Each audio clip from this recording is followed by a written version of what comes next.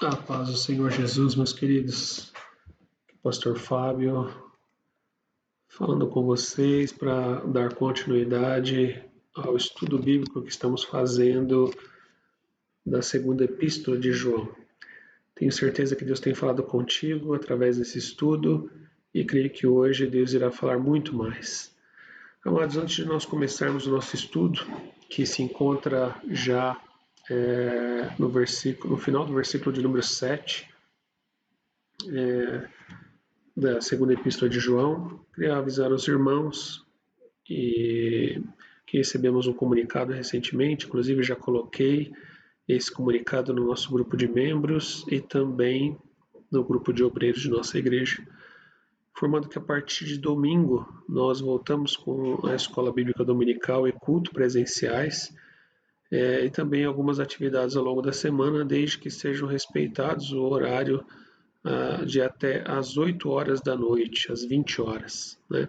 Então, domingo pela manhã temos escola bíblica dominical e à noite teremos o nosso culto. E o culto será das 6 da tarde às 8 da noite. Então, teremos aí 2 horas de culto presencialmente e online também, assim como também na escola bíblica dominical. E estaremos juntos glorificando e adorando ao Senhor. Né? Então, seguindo aí as últimas notícias a respeito da decisão do governador João Dória no dia de hoje e a atualização que também tivemos no nosso Ministério de Santo André, trazendo as informações aos irmãos nesse dia 16.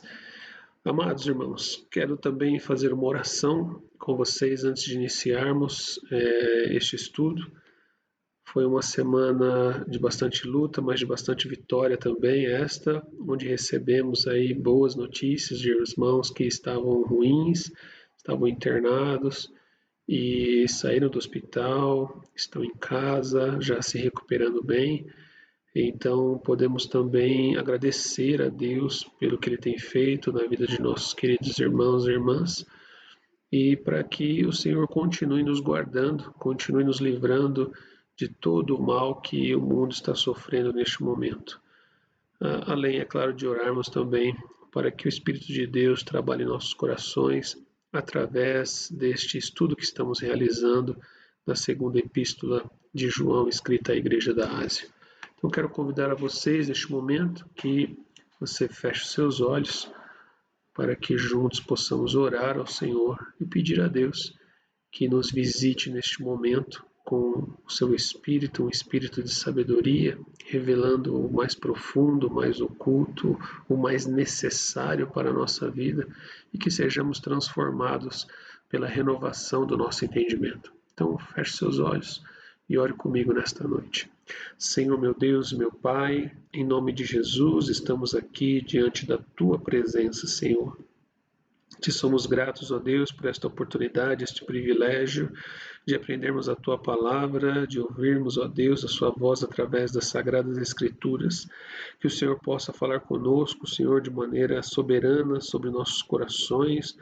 Que Teu Espírito Santo tenha liberdade de agir sobre nossas vidas, nos transformando, nos conduzindo e nos direcionando segundo o Teu querer e segundo a Tua vontade. Que a Tua palavra venha de encontro à nossa necessidade, para que sejamos transformados, para que nós sejamos melhores cristãos, melhores crentes, melhores filhos do Senhor nesta terra, Pai, cumprindo a Tua vontade para a glória do Teu santo nome. Ó Senhor da glória, em nome de Jesus, também te agradecemos, ó Deus, pelas vitórias alcançadas de alguns irmãos que estavam doentes, ó Deus, ou internados, ó Pai, por causa da Covid, e estão, Senhor, se recuperando em casa, ó Pai. Deus, te somos gratos por estas grandes vitórias que temos recebido e têm chegado aos nossos ouvidos. Isso tem alegrado nosso coração e nos deixado, Senhor, prazerosos, ó Deus, em Ti.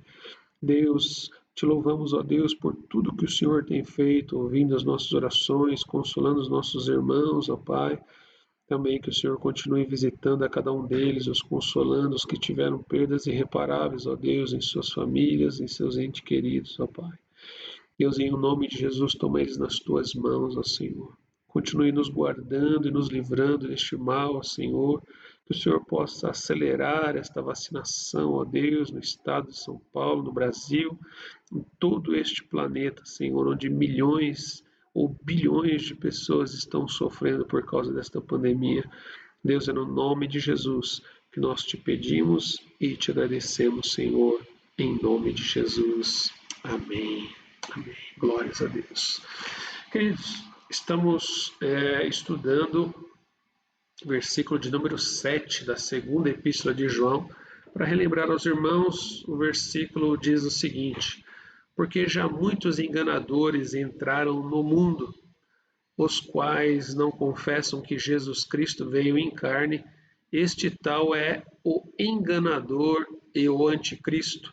Nós já passamos boa parte do estudo falando a respeito deste versículo, estamos chegando ao seu final, mas ainda assim alguns pontos para meditarmos e que tenho certeza que o Senhor falará ao nosso coração e nos trará um aprendizado de bom proveito para o nosso desenvolvimento e amadurecimento cristão.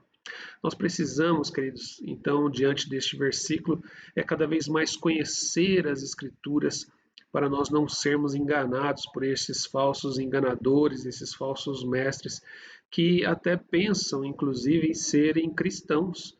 Eles se apresentavam como cristãos, eles se apresentavam como enviados de Deus, mas vindo com uma revelação diferente daquela que Paulo recebeu, vindo com ensinamento diferente daquele que os apóstolos receberam, os discípulos do Senhor receberam. Eles vinham de uma forma que eles mesmos acabavam acreditando na sua própria mentira, mas de forma infundada, sem fundamentação alguma, que na verdade eles, ao invés de cristãos, eles eram verdadeiros anticristos, ou anticristãos, ou anticristo. Sim, é o que eles representavam por causa do seu falso ensinamento. Pois, de forma muito sutil, eles atacam o verdadeiro evangelho, trazendo inverdades no meio do povo de Deus, falando que Jesus Cristo não tinha vindo em carne, não tinha sido de fato encarnado, nascido desde pequeno, desde a sua concepção, sendo que na verdade o próprio Evangelho ele diz que Maria concebeu o filho, concebeu vindo de Deus, gerado pelo Espírito, e na verdade eles estavam pregando que Jesus Cristo, que Jesus havia se tornado Cristo ao longo da sua vida. Isto é uma inverdade, isto é uma mentira, isto contradiz os evangelhos e vai contra aquilo que a palavra de Deus nos ensina. O evangelho, ainda que influenciado pela linguagem local, né, muito provavelmente vocês vão notar as diferenças de linguagens ou tipos de palavras que cada escritor utilizou na formação do cânon bíblico. Se você pegar o livro de Hebreus, é escrito de uma forma, as cartas apostólicas são escritas de outra forma, os evangelhos, cada um deles, mesmo os sinóticos, eles possuem características do seu escritor na sua linguagem, na sua forma de escrever, na sua forma de interpretar o que ele estava visualmente testemunhando como testemunhas oculares daquilo que Jesus Cristo estava realizando. Então, mesmo que o Evangelho, ainda que influenciado pela linguagem da época na sua escrita, não foi e não pode ser influenciado pelas religiões locais, querendo, como algumas religiões que se dizem cristãs, abraçar diferentes tipos de fé ou interpretações bíblicas aos olhos da religião local, como faziam os gnósticos e os judaizantes. O que nós entendemos com isso?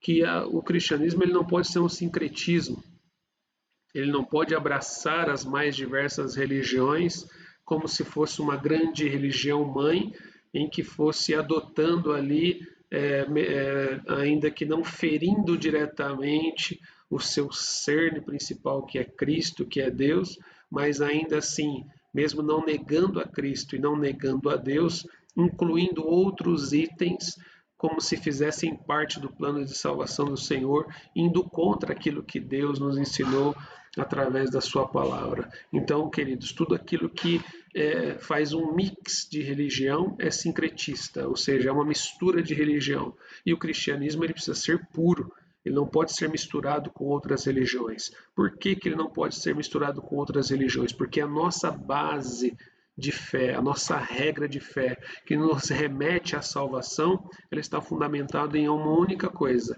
Cristo, Jesus, Filho de Deus. É através dele que não existe outro caminho, não existe outra forma de nós nos chegarmos a Deus. Nós vamos nos aprofundar um pouco mais a respeito disso lá na frente, no versículo de número 9, onde nós vamos entender de fato que somente através de Jesus nós podemos se achegar a Deus. E quando nós descaracterizamos Jesus, nós descaracterizamos o caminho, nós eliminamos o caminho de se chegar a Deus. Então, qualquer que chegue apresentando a você um evangelho que diminua Cristo, que disfarce alguma coisa sendo adicionada em relação ao que Cristo pode fazer, como os judaizantes faziam, como os gnósticos faziam, então, eles são tidos como os anticristos, eles são tidos como os falsos profetas, eles são tidos como os falsos ensinadores. Eles não podem ser, não pode ser dado crédito a eles, porque eles estão, na verdade,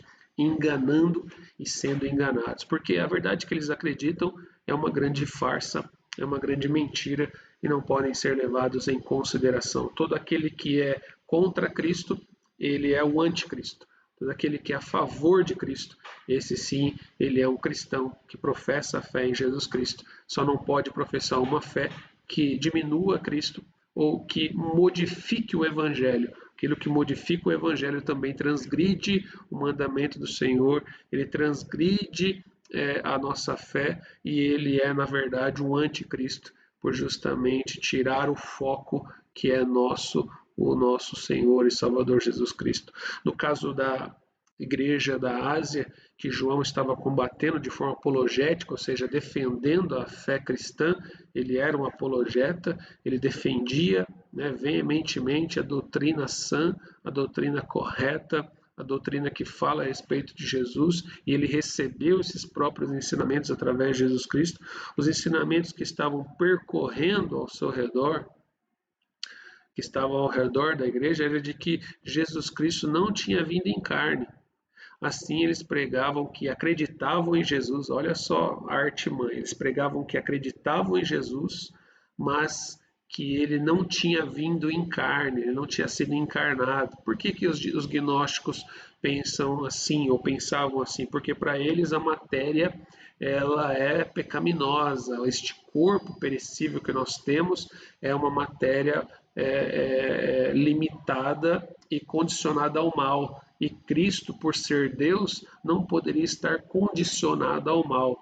Então, eles acreditavam que Jesus Cristo não tinha sido encarnado, não tinha se tornado 100% homem para que ele não se contaminasse. Isto é uma mentira, isto é uma inverdade, porque de fato, quando o anjo se revela a Maria, ele disse a ela que ela iria conceber do Espírito e que no seu ventre estaria aquele que seria o Emanuel, estaria aquele que iria salvar o mundo. Então, de fato, Maria concebeu, teve um filho na sua condição virginal, esse menino nasceu e esse menino que nos foi dado de fato, chamado Jesus, o Cristo, ele não se tornou posteriormente, ele não encarnou posteriormente, ele nasceu gerado, concebido de uma mulher e por isso o que eles estavam dizendo era uma mentira e contradizia os evangelhos e aquilo que os apóstolos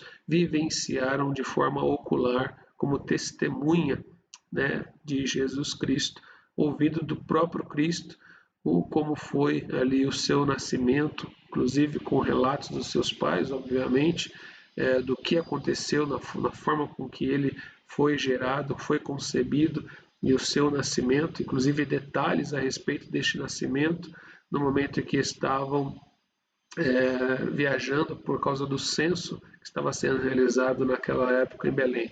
Queridos, este fato de que Jesus Cristo não tinha vindo em carne é o que os gnósticos pregavam.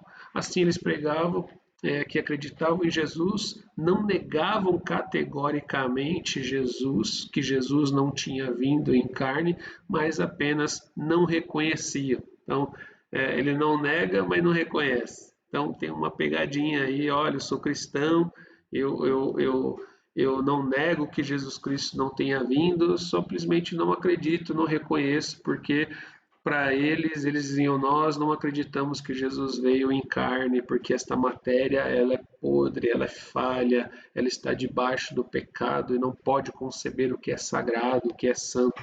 Né? Então, eles pregavam que acreditavam em Jesus, olha como é sutil aí essa questão do gnóstico, né? Eles pregavam que acreditavam em Jesus, não negaram categoricamente que Jesus não tinha vindo em carne, mas apenas não o reconheciam. Isto, assim, ao invés de contradizê-la, ou seja, combater o ensino que Jesus não tinha vindo em carne, eles simplesmente falsificavam o ensino apenas. Então, eles não combatiam que Jesus não tinha vindo, mas apenas falsificavam sutilmente o ensino de que Jesus tinha vindo em carne. A confissão verdadeira, ou seja, a fé verdadeiramente fundamentada, afirma que Jesus veio de fato em carne. Vamos ler, por gentileza, primeira epístola de João, capítulo de número 4 e o versículo de número 2. Vou abrir aqui a primeira epístola de João.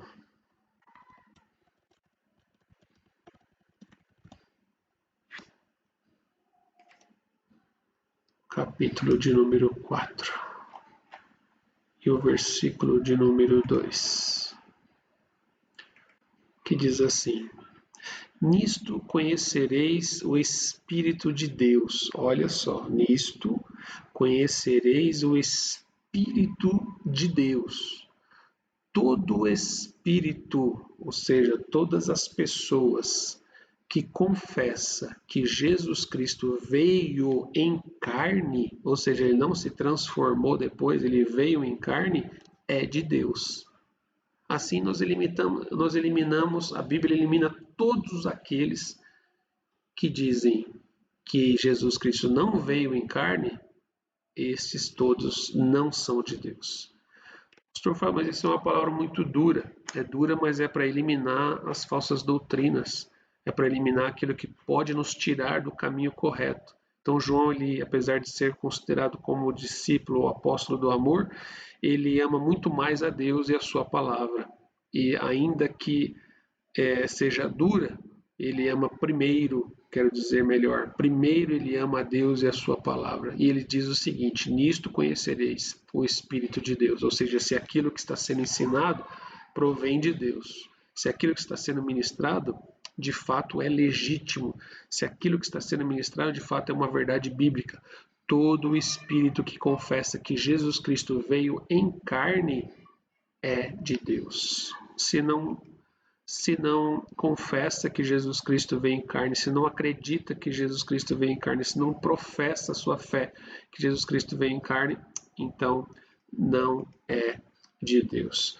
Como afirma John Stott, grande escritor, Jesus não se tornou o Cristo ou o Filho em seu batismo. Ou seja, naquele momento em que João vem para batizar Jesus Cristo, em que o Espírito Santo desce sobre ele em forma corpórea de pomba e ouve-se aquela voz do céu dizendo: Eis o meu filho em quem me comprazo.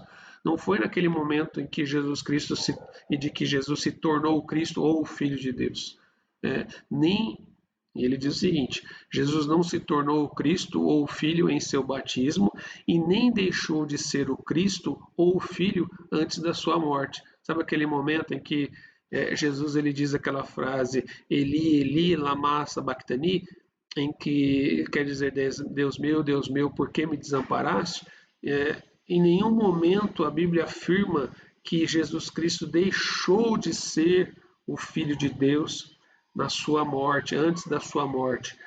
Então nós podemos afirmar categoricamente que Jesus era o Cristo vindo em carne. E as duas naturezas, a humana ou a humanidade e a divindade, já estavam unidas por ocasião do seu nascimento. Então, quando Jesus Cristo ele já é concebido no ventre de Maria, ali tanto a divindade como a humanidade de Jesus Cristo já estavam fundidas. já estavam unidas, já estavam juntas. E quando ele nasce o Cristo, ele nasce o Filho de Deus. E não simplesmente após um período, e não simplesmente depois de receber o batismo nas águas, e ele nasce sendo filho, sendo Cristo, e quando está para morrer, ele não deixa de ser. O Filho de Deus provou a morte. O Filho de Deus, de fato, venceu a morte. E se ele tivesse deixado, olha só que importantíssimo isso. O nosso Jesus é o Cristo, é o nosso Salvador, porque ele venceu a morte. Se ele tivesse deixado de ser o Filho de Deus, no momento antes da sua morte, ele não teria vencido a morte. Por que ele vence a morte? Porque ele é o Filho de Deus, porque ele não tem pecado, porque ele não tem rusgas, porque ele não tem manchas, porque ele foi perfeitamente morto e a morte não pôde segurá-lo por causa da sua santidade, da sua perfeição. Se existe um preço para o pecado que é a morte, Jesus ele não tinha esse preço dele mesmo. Ele paga por sua morte, com a sua morte por nosso pecado, mas por ele mesmo ele era santo. Por isso a morte não consegue segurá-lo e por isso ele não deixou de ser filho pouco antes da sua morte. As duas naturezas já estavam unidas por ocasião do seu nascimento. Aquele que nega a encarnação de Jesus, como diz João, ele é enganador. Ele não é um enganador, ele é o enganador. Ele é o anticristo, ou seja, mentiroso e contra Cristo. Afronta a Cristo, nega a Cristo. Assim, os que assim o seguem e creem de forma incorreta, baseiam sua fé em uma enganação e não farão parte do reino de Deus e, por conseguinte, não herdarão a vida eterna. Você negar algumas características de Cristo é você pôr em xeque a sua fé. Então, cuidado com o que você está aprendendo, cuidado com novos evangelhos, com novas visões, cuidado com novos movimentos, porque isso é um perigo para que você perca tudo aquilo que você alcançou até agora. E falando nisso, o versículo de número 8 vai tratar justamente a respeito dessa questão, de que por causa de falsas doutrinas, de falsos ensinamentos, as pessoas têm perdido tudo aquilo que têm alcançado ao longo de uma vida inteira. Vamos ler o versículo de número 8, que diz assim: Olhai por vós mesmos, João escreve, para que não percamos o que temos ganho, antes recebamos o inteiro galardão. Então, olhar por vós mesmos, para que não percamos o que temos ganho, antes recebamos o inteiro galardão. Ou seja, cuidado, porque até aqui você tem lutado e não tem sido fácil. Até aqui você tem buscado o reino de Deus e tem alcançado coisas importantes. Cuidado para você não perder tudo isso que você alcançou até agora. Já vi pessoas que tiveram uma vida inteira de fé, ou pelo menos metade da sua vida de fé, direcionada ao Senhor, aprendendo os caminhos do Senhor, e de repente, essa pessoa ela simplesmente diz: encontrei um caminho novo. Mas você conquistou tanto em Deus até aqui, e você vai deixar, e você vai colocar para trás, e você vai abrir mão de algo que não foi fácil, de algo que foi através de muita luta, de muita oração, de muito sacrifício, e abrir mão assim de repente, como se não valesse nada, como se não custasse nada, como se não tivesse valido a pena. Nós precisamos refletir. E quando nós temos de fato consciência do caminho de Deus sobre a nossa vida, tudo aquilo que Ele nos proporcionou em nossa formação, em nossa fé, em nossa vida, de como lidar com as situações, de como alcançar bom desempenho, vitória na nossa vida e nas mais diversas áreas, inclusive na área espiritual, na área familiar, na área financeira, na área da saúde. Quantas áreas Deus tem trabalhado na nossa vida para de repente, num certo momento, ouvir alguma coisa que é nova, ou ouvir alguma coisa que é diferente, nos chamar a atenção e nós acharmos que tudo aquilo que nós conquistamos desde lá de trás até agora não serve para nada. Será? Será que nós não estamos sendo iludidos por um discurso porque é novo, bonito e agradável e que na verdade está nos enganando e não tem fundamento bíblico? nós precisamos então voltar para as bases do Evangelho e refletir sobre aquilo que nós aprendemos desde o início, conforme diz o apóstolo João, aquilo que nós aprendemos desde o início. E isso deve ser levado, queridos. Não estou falando de usos e costumes, não estou falando de estereótipos, estou falando de uma fé verdadeira, uma fé cristã, uma fé imparcial, uma fé que de fato nos faz levar a Cristo, uma fé que de fato nos vai levar a morar na eternidade nos céus com Cristo nosso Senhor e Salvador Jesus Cristo. João já havia apresentado o que estava acontecendo e indicado o perigo dos falsos mestres itinerantes. Com isso, João dá a sua primeira advertência. Então, João ele já apresentou os perigos, já apresentou os falsos mestres, ele dá a sua primeira advertência. Olhai por vós, ou seja, tomem cuidado, acautelai-vos, sejam prudentes, vigiem o que está acontecendo, abram os seus olhos. João dá esta advertência, abram os seus olhos para o que está vindo aí, para o que está ao redor de vocês, para o que estão te ensinando. Como diz na tradução Nova Versão Internacional, tenham cuidado, olha o que diz a Nova Versão Internacional, tenham cuidado de não colocarem tudo a perder ou destruírem o fruto do trabalho que tinham realizado até então. Tiveram o cuidado de seguir a Jesus fielmente, seguiram a doutrina dos apóstolos, doutrina esta que está sendo replicada diretamente da fonte para embarcarem em ensinamentos de viajantes aventureiros e itinerantes. João está dizendo, olha, vocês têm aqui um pastor, vocês têm aqui um apóstolo, vocês têm aqui um ensinamento que lhes é replicado e transmitido desde o início através de Jesus, o próprio Senhor Jesus, o Mestre, o Messias.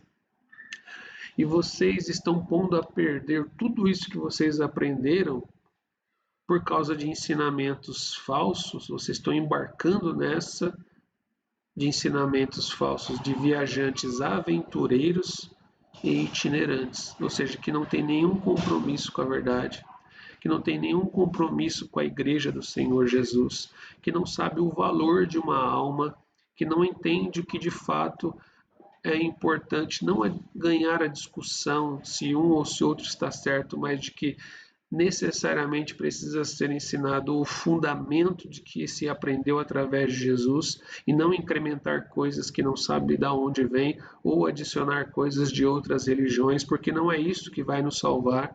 O que nos salva é o que está escrito através da palavra de Deus em relação a Jesus Cristo, nosso Senhor, como Filho de Deus. Então, hoje em dia, muitos irmãos, claro, eu falo isso com muito cuidado, muitos irmãos dão mais crédito para pregadores itinerantes do que para o pastor local, que tem o cuidado de selecionar e preparar um alimento fresco e direcionado para alimentar a igreja, do que tem escolhido, né, ou tem preferido, tenho dado muito mais crédito a esses itinerantes do que ao pastor, que tem todo este cuidado, porque conhece a ovelha, sabe da necessidade da igreja, entende o que é necessário, sabe como dirigir a igreja à palavra, sabe como ensiná-la, sente a empatia em relação aos seus problemas, diferentemente de um itinerante que chega lá, sei lá da onde, de que maneira, né? A igreja conhece a vida do pastor, não conhece a vida do itinerante, mas por ele às vezes ser, vamos dizer assim, mais eloquente, ou ele ter uma forma de apresentar a palavra um pouco mais, que chame mais a atenção, ou que traga a mensagem de uma forma mais rebuscada, ou de uma forma mais atraente. Enfim, mesmo assim, obviamente, os pastores não devem se furtar do direito de se tornar especializados em transmitir uma boa palavra. É algo fundamentado e que atrai a atenção do seu público.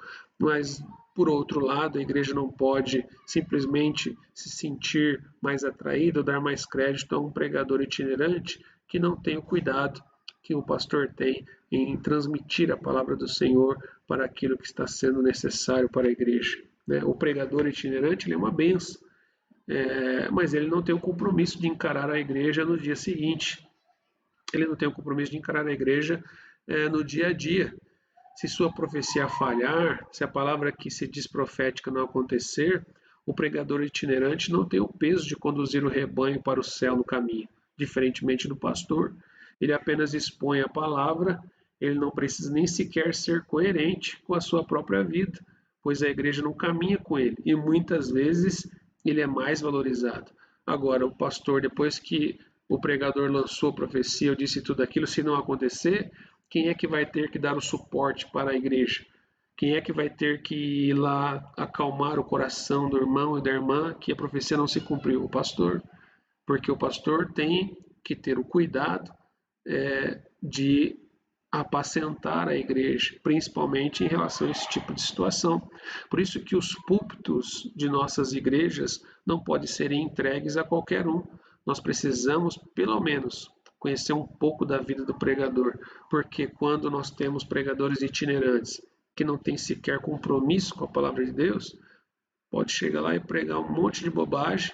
A igreja ainda assim, se não for bem ensinada, vai dar glória a Deus e vai dizer assim, isso que é pregador, enquanto que o pastor está ali trazendo sempre um alimento fresco, mesmo que ainda muitas das vezes um arroz com feijão, mas é o que dá vida, é o que dá sustento no dia a dia da igreja, é o que fortalece vocês, é o que dá graça ao seu coração para que vocês continuem vivendo e servindo ao Senhor com alegria. E aí chega um amigo desse, um camarada desse, sem qualquer compromisso com a igreja, solta um monte de coisa e volta a dizer: pregador itinerante é uma benção. Eu mesmo já fui muito abençoado através de pregadores itinerantes. Já também fui pregador itinerante, abençoando muitas pessoas, muitas vidas, muitas igrejas, a convite direto ou às vezes substituindo algum pastor meu por indicação que ele não pôde estar e eu fui em seu lugar, né? Mas cuidado, seja seletivo com pregações de pessoas de fora, da qual você não sabe de qual fonte tem bebido em seu caminho, diferentemente de seu pastor ou dos obreiros locais que você conhece a vida e sabe qual fonte eles têm saciado sua sede. Precisamos valorizar nossos pregadores da nossa igreja local.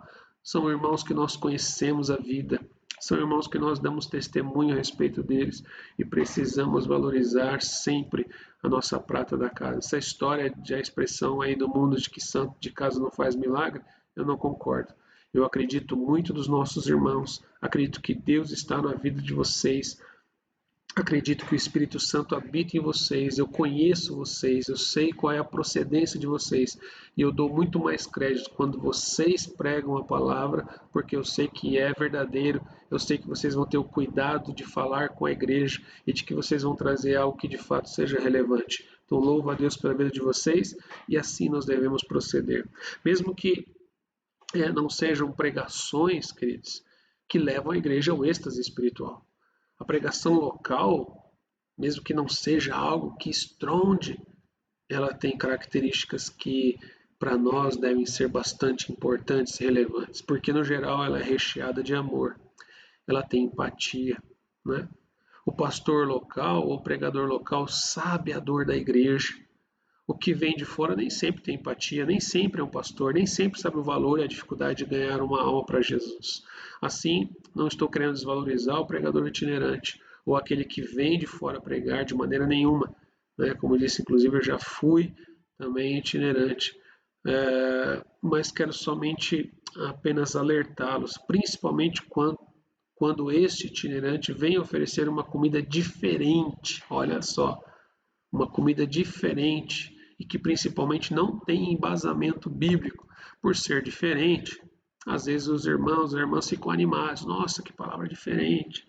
Mexeu com a minha fé, me fez pensar e refletir diferente. Pensar e refletir diferente não é o problema. E nós precisamos pensar e refletir diferente. Precisamos contestar pontos de vista que nós temos desde a infância. Mas para fazer a gente refletir e mexer com o que a gente acredita, primeira coisa, precisa ter fundamento bíblico. Não pode simplesmente mexer com a nossa fé e acreditar cegamente só porque é diferente, só porque nos alegra, só porque nos traz ali uma sensação de que isso realmente parece ser de Deus. Mas isso que está sendo oferecido para nós, novo, é bíblico?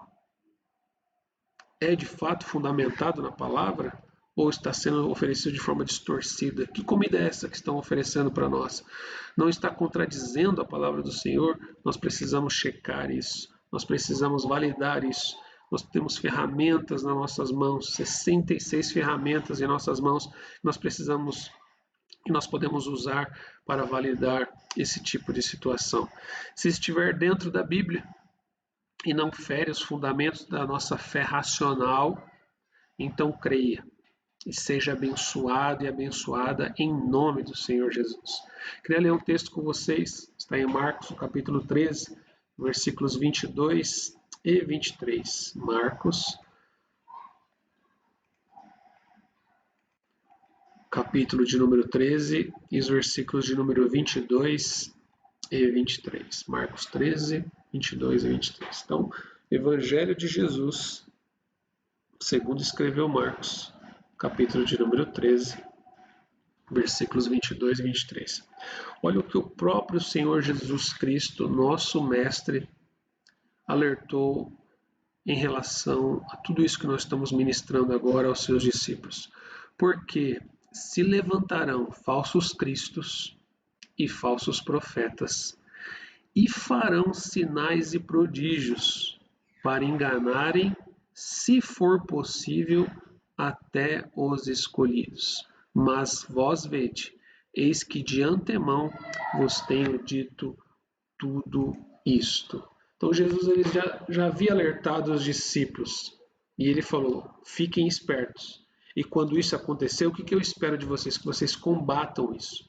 João então fez justamente isso, combateu aquilo que Jesus Cristo havia predito, havia profetizado, havia alertado eles e disse: de antemão estou informando a vocês que isso vai acontecer. E avisando de antemão, eles conseguiram então se precaver, eles conseguiram então tomar ali noção do que estaria adiante deles, eles já se prepararam para isso e quando enxergavam um perigo, eles de imediato combatiam aquilo de forma apologética, ou seja, defendendo o evangelho.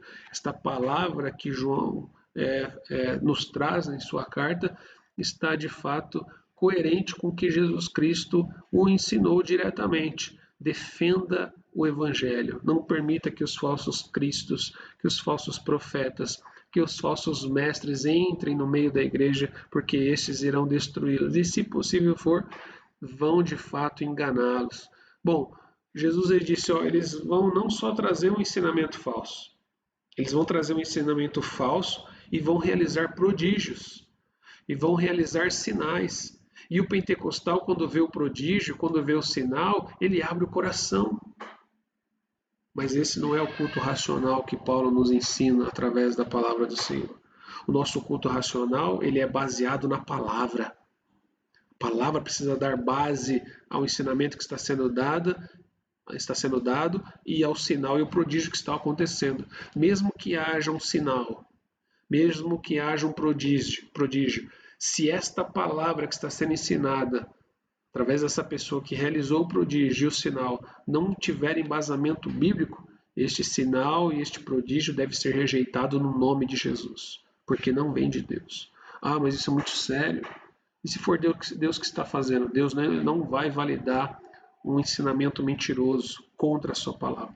Deus ele não vai validar um ensinamento falso através de um prodígio. O prodígio pode até acontecer. Agora, dizer que foi de Deus, aí é outra história. Pode acontecer, pastor Fábio, de num momento a nossa fé ser ativada na palavra de Deus, num momento de sensacionalismo e alguém nos manobrar usando a palavra de Deus, aí é uma coisa diferente. Aí é uma coisa completamente diferente. Uma coisa é ensinar errado, falsa doutrina em relação à sua salvação. A outra coisa é a pessoa te ludibriar, ainda que usando a palavra de Deus de forma correta, mas te ludibriar com promessas, com desafios, e você acreditar e Deus te abençoar por causa da sua fé, porque ele tem compromisso com a palavra dele.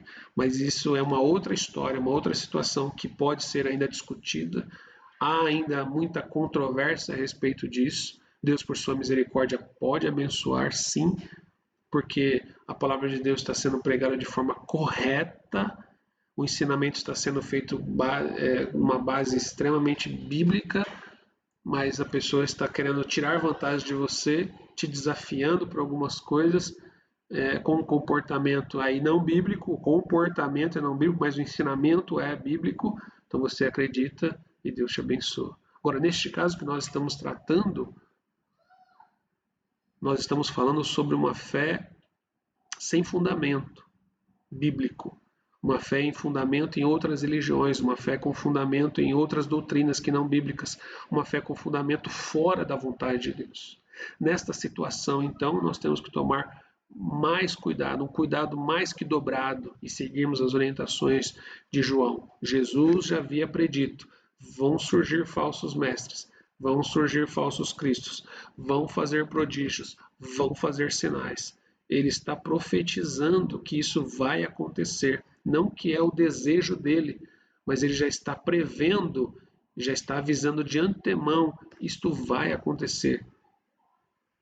Isto vai acontecer. E aconteceu naquele período, logo no início da igreja, acontece hoje, onde pessoas estão inserindo discursos psicológicos mais voltados aí para uma geração baseada até em psicologia vinda aí do Paulo Freire, onde você deve descobrir o seu eu, onde você tem o potencial, onde você é alguma coisa. Parece que o iluminismo está renascendo novamente dentro da cultura humana, né?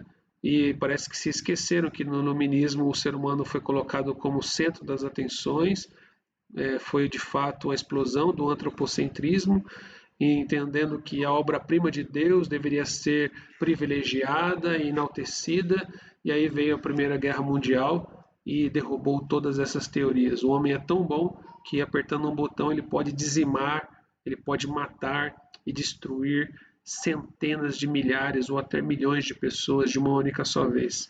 Não vamos esquecer, o pecado ainda está neste mundo e faz parte da nossa natureza. A nossa natureza, ela é pecaminosa. Nós somos tendenciosos ao mal. E se não for Jesus Cristo em nossa vida, o que será de nós, queridos? Nós precisamos tomar muito cuidado. Nós temos sim potencial para ser melhores. Nós temos sim potencial para desenvolver algo de bom em nós, mas se não for através de Jesus, se não for através do seu sangue, se não for através dos seus ensinamentos, se não for através da sua palavra, se não for através do seu Espírito que habita em nós para nos conduzir para o que é de fato certo, nós temos fortes tendências a fazer o que é ruim.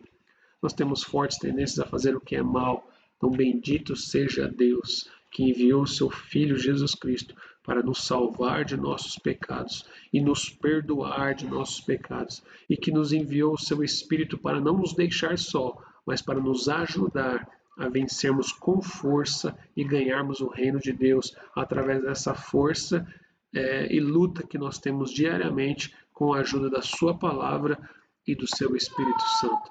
Não é pelo nosso mérito que nós ganhamos o reino de Deus, muito pelo contrário. Se fosse pelos nossos méritos, nós já estaríamos condenados, mas pela graça de Deus, pelo seu grandíssimo amor, através de Jesus, nós temos paz com Deus. Finalizando o estudo deste versículo de número 8, nós temos lutado pela nossa salvação, temos nos esforçado e não tem sido fácil. E de repente vem alguém com algo que parece um novo evangelho. Cuidado, cuidado para não perder tudo que conquistou até o momento, como nos adverte Jesus, e o próprio Senhor Jesus o advertiu a que fizesse isso e ficasse atento a esse tipo de coisa. Assim nós encerramos o estudo do versículo 8. Semana que vem, se o Senhor permitir, estaremos presencialmente no Jardim São Roberto esperando por você, e também, se for possível, online. Não temos ainda informação ao certo, pois dependeremos aí de um suporte técnico para transmitir online na sexta-feira, mas tendo suporte, estaremos transmitindo online também. Do contrário, estaremos presencialmente. trazendo esse estudo aos nossos irmãos, em nome do Senhor Jesus. Vamos agradecer a Deus. Senhor, meu Deus e meu Pai, em nome de Jesus, estamos aqui diante de Ti, gratos pelo Teu amor. Que a Tua palavra encontre morada em nossos corações, que a Tua palavra, Senhor, encontre repouso em nossa alma, que sejamos transformados pela renovação de nosso entendimento. É no nome do Teu Filho querido, nosso Senhor e Salvador Jesus Cristo, que eu te peço, Senhor, que abençoe cada um dos nossos irmãos que estão ouvindo e vendo este estudo, que estão me vendo e me ouvindo agora, como instrumento nas tuas mãos para transmitir a tua palavra. Que esta palavra, Senhor, alcance morada dentro de cada um deles, assim como encontrou morada no meu, e que sejamos, Senhor, para ti, motivo de glorificação do teu santo e eterno nome. É no nome de Jesus nós te pedimos e te agradecemos, Senhor. Amém e amém. Bendito seja o nome do Senhor. Que vocês tenham um ótimo final de semana. Que o Senhor os abençoe e os guarde em o nome do Senhor Jesus. Fiquem com Deus e a paz do nosso Senhor Jesus Cristo esteja sobre os vossos corações.